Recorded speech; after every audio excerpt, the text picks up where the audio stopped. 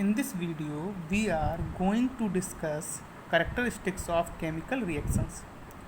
इससे previous video में हमने डिस्कस किया था कि केमिकल रिएक्शंस क्या होते हैं और उनको एग्जांपल से समझा था। इसके बाद डिस्कस किया था रिएक्टेंट क्या होते हैं, प्रोडक्ट क्या होते हैं। तो एक बार फिर से डिस्कस कर लेते हैं रिएक्टेंट क्या होते हैं। Substances which take part in a chemical reaction are called reactant, यानी कि ऐसे सब्सटेंस जो केमिकल रिएक्शन में पार्टिसिपेट करते हैं क्या कहलाते हैं, रिएक्टेंट कहलाते हैं। जैसे हमने एक एग्जांपल लिया था बर्निंग ऑफ कोल का, तो इसमें कार्बन और ऑक्सीजन रिएक्ट कर रहे थे, तो ये क्या होगा, reactant. Product, new substance formed after chemical reaction is called product, यानी वो सब्सटेंस जो केमिकल रिएक्शन के बाद बनता है क्या कहलाता है, प्रोडक्ट। जैसे वही एग्जांपल एक बार फिर से देखते हैं, बर्निंग ऑफ कोल में क्या प्रोडक्ट बना था, CO2, तो CO2 क्या कहलाएगा, हमारा प्रोडक्ट। अब हम डिस्कस करेंगे केमिकल रिएक्शन के कैरेक्टरिस्टिक्स। पहला कैरेक्टरिस्टिक्स क्या होता है, evolution of gas. The chemical reaction between zinc and dilute sulphuric acid is characterised by the evolution of hydrogen gas, यानी जब हम जिंक और डाइल्यूट सल्फ्यूरिक एसिड के बीच रिएक्शन कराते हैं तो हाइड्रोजन गैस इवॉल्व होती है और इसके साथ साथ जिंक सल्फेट बनता है, तो Zn + H2SO4 to give ZnSO4 + H2। Second is change in colour, यानी जब कोई केमिकल रिएक्शन होता है तो उसमें कलर भी चेंज हो सकता है। कैसे, the reaction between iron and aqueous solution of copper sulphate is characterised by a change in colour from blue to green, यानी जब आयरन नेल्स को हम कॉपर सल्फेट के सॉल्यूशन में डालते हैं तो क्या कॉपर सल्फेट का कलर जो होता है वो ब्लू होता है, आयरन नेल्स डालने की वजह से उसका कलर कैसा हो जाता है, ग्रीन, यानी कलर क्या हो गया, चेंज। तो Fe + CuSO4 to give FeSO4 + Cu। Third is change in state of substance, यानी केमिकल रिएक्शन के दौरान सब्सटेंस की स्टेट भी चेंज हो सकती हैं। For example, the combustion reaction of candle wax is characterised by change in state, यानी wax को जब हम कैंडल वैक्स को बर्न करते हैं तो बर्न करने के बाद क्या मिलता है, CO2 मिलता है जो कि गैसीय स्टेट में होती है, वाटर मिलता है, वाटर का रूम टेम्परेचर पर लिक्विड स्टेट में होता है। तो यहाँ हमें देखने को मिला कि वैक्स सॉलिड था, उससे जो हमारे प्रोडक्ट मिले हैं वो गैसीय स्टेट में है और लिक्विड स्टेट में। तो यहाँ क्या हो रहा है, सब्सटेंस की स्टेट चेंज हो रही है।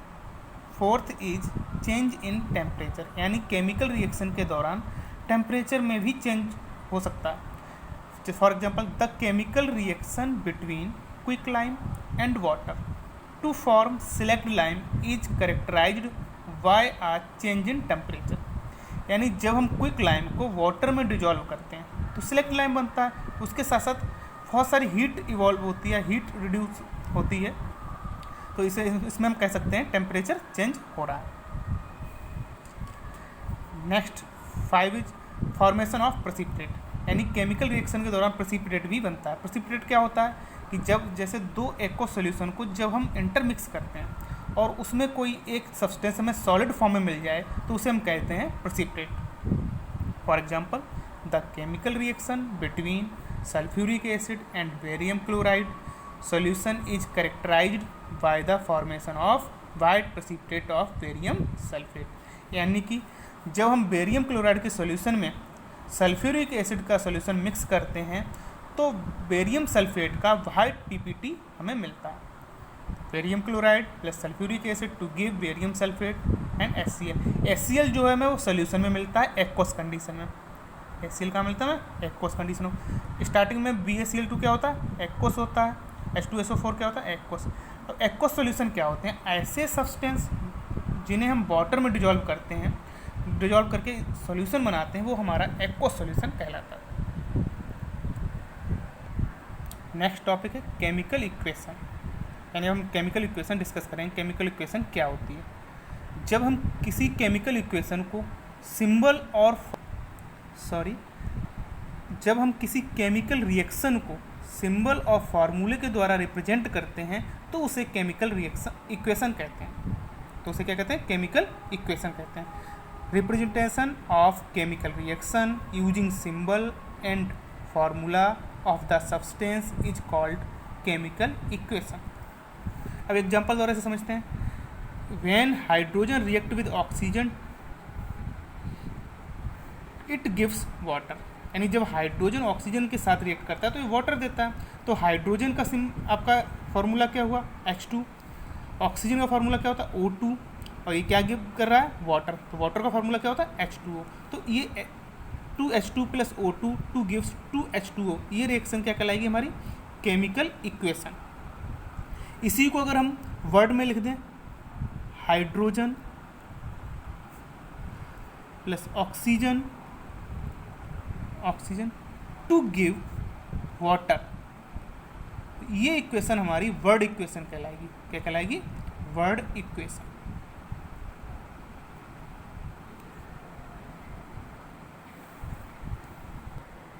नेक्स्ट हम डिस्कस करेंगे स्केलेटन इक्वेशन। स्केलेटन इक्वेशन क्या होती है? तो स्केलेटन इक्वेशन एक ऐसी इक्वेशन होती है जिसमें केवल के रिएक्टेंट और प्रोडक्ट के केमिकल फार्मूले लिखे जाते हैं, ना तो उनमें उनकी स्टेट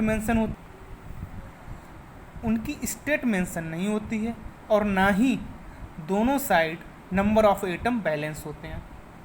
जैसे फॉर एग्जांपल जब मैग्नीशियम को हम ऑक्सीजन के साथ वर्न करते हैं तो मैग्नीशियम ऑक्साइड बनता है, तो magnesium plus oxygen to give magnesium oxide. तो हम देखते हैं कि मैग्नीशियम के दोनों तरफ एटम तो इक्वल हैं, लेकिन लेफ्ट रिएक्टेंट साइड में ऑक्सीजन के एटम 2 हैं और राइट हैंड साइड में ऑक्सीजन का एटम 1 है। तो ये कैसे अनबैलेंस्ड है। इस इक्वेशन को हम स्केलेटन इक्वेशन कहते हैं। स्केलेटन इक्वेशन को ही अनबैलेंस्ड केमिकल इक्वेशन भी कहते हैं। नेक्स्ट हम डिस्कस करते हैं बैलेंस इक्वेशन। बैलेंस इक्वेशन क्या होती है?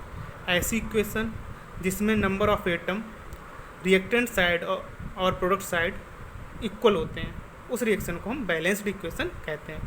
It is a equation in which number of atom on both reactant and product side are equal और बैलेंस्ड। एग्जाम्पल समझते हैं। जैसे हमने पीछे एग्जाम्पल देखा था मैग्नीशियम का, कि मैग्नीशियम को जब हम ऑक्सीजन के साथ वर्न करते हैं तो मैग्नीशियम ऑक्साइड बनता है।